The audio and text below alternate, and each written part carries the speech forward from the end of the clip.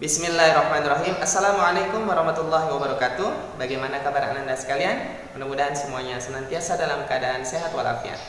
Baik Anandaku sekalian, kali ini Ustadz akan mengajak kalian untuk mereview pembelajaran yang telah kita pelajari, yaitu tema 2. Nah, kali ini Ustadz akan mengajak kalian fokus di MUPEL IPA, ilmu pengetahuan alam. Oke, seperti biasa sebelum kita masuk ke materi, alangkah baiknya kita awali pembelajaran kita dengan bersama membaca basmalah. Bismillahirrahmanirrahim.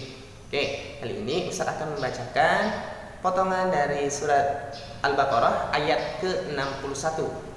Saya bacakan dulu ya. Bismillahirrahmanirrahim. Wa id qultum ya Musa lan nasbiru ala ta'amin wahidin فادع لنا ربك يخرج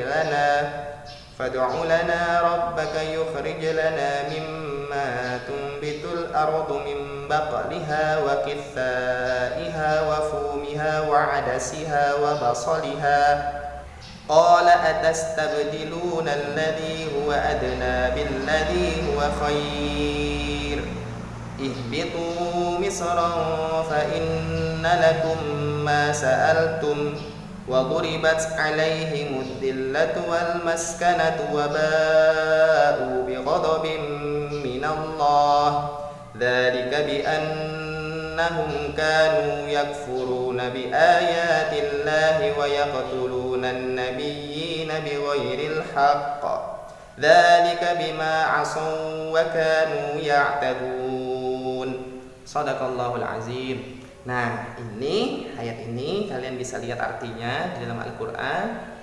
Ini mengisahkan tentang percakapan Nabi Musa alaihissalam dengan umatnya, di mana umatnya di sini berkata, "Wahai Musa, kami tidak tahan hanya karena makan dengan satu macam makanan saja. Maka mohonkanlah kepada Tuhanmu untuk kami agar Dia memberi kami apa yang ditumbuhkan bumi, seperti sayur-sayuran, sayur mayur, mentimun, bawang putih, kacang adas, dan bawang merah, dan seterusnya." Oke. Nah, untuk terjemahannya bisa kalian lihat dan asbabun nuzulnya, bahkan kisahnya pun bisa kalian cari di kisah-kisah Islami. Oke.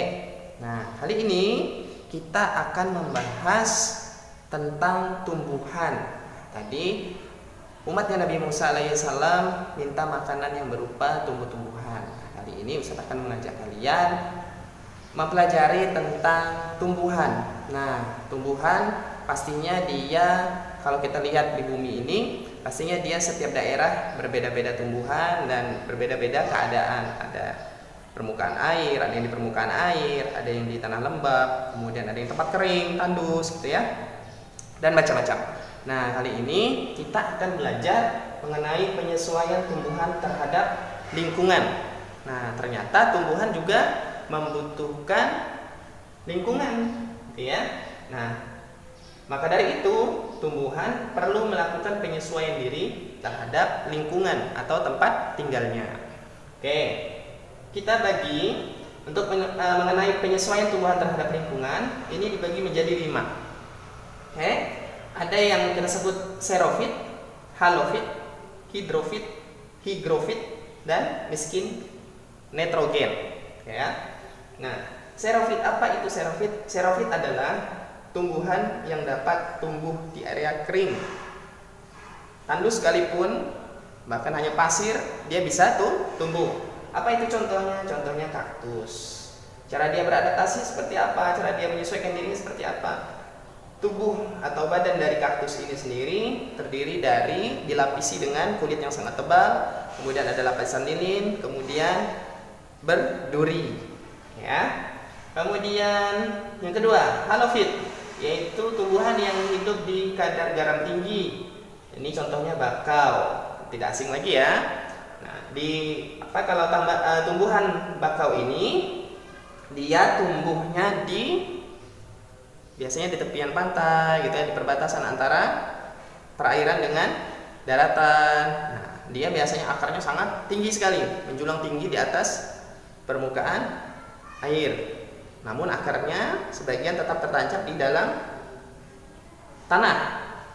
Oke, jadi kesannya dia seperti menjinjit gitu ya, seperti menghindar dari air gitu ya, dari genangan air. Nah, itu adalah salah satu bentuk dia beradaptasi atau menyesuaikan diri dengan lingkungannya.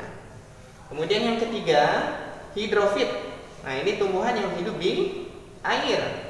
Kalau ini tadi di air namun dengan kadar garam yang tinggi, kalau ini hidrofit di airnya. Nah, ini salah satu contohnya, ada dua di sini saya sebutkan. Ada teratai, bunga teratai dan eceng gondok. Teratai, cara dia menyesuaikan diri, daunnya sangat lebar, kemudian akarnya sangat panjang sekali, ya. Kemudian kalau eceng gondok, dia batangnya itu berupa seperti gelembung. Nah, ini berfungsi seperti pelampung agar tubuhnya tetap bisa mengapung di atas permukaan air. Kemudian higrofit. Ini adalah tumbuhan yang hidup di lingkungan yang lembab. Contohnya, ini salah satu tanaman hias favorit Ustadz ini, begonia. Nah, mungkin Umi atau Obi kalian ada yang koleksi tanaman ini. Nah, ini dia memerlukan tempat yang lembab. Jadi kalau ada yang nanam di rumah, jangan taruh di tempat yang sangat panas, di bawah terik matahari. Dijamin usianya akan sebentar, gitu ya. Nah, jadi usahakan apabila kalian memiliki tanaman hias yang berupa begonia, ini sangat indah sekali, banyak sekali. Ini kalian baiknya menaruhnya di tempat yang lembab. Kemudian ada tumbuhan paku-pakuan atau kalau bahasa kita pakis gitu ya, pakis. Nah, ini bisa dimasak, ini bisa dimasak, bisa kita konsumsi. Kemudian yang terakhir, tumbuhan yang hidup di lingkungan yang miskin nitrogen. Contohnya ada Venus dan kantong semar. Cara dia menyesuaikan diri adalah dengan menangkap atau merangkap serangga untuk ya konsumsi. Ya, seperti ini. Oke, cukup sekian materi kita kali ini. Mudah-mudahan kalian semuanya paham. Dan harapan Ustadz, kita semuanya selaku umat manusia, selaku umat muslim yang baik, kita senantiasa menjaga lingkungan hidup kita, sayangi alam kita. Insya Allah alam pun akan memberikan timbal balik yang positif bagi kita. Jangan cemari lingkungan dan jangan buang sampah sembarangan. Ingat budaya kita, assalam, ada sampah langsung ambil dan buanglah pada tempatnya. Oke, demikian pembelajaran kita kali ini. Kita akhiri pembelajaran kita dengan bersama membaca hamdalah, alhamdulillahirabbil alamin. Ingat pesan Ustaz, salat di awal waktu, baca Al-Quran dan tambah terus hafalannya, sayangi orang tua dan patuhilah mereka dan bantulah mereka, jaga kebersihan dan jaga kesehatan. Terima kasih. Ustaz mohon maaf atas segala kekurangannya. Assalamualaikum warahmatullahi wabarakatuh.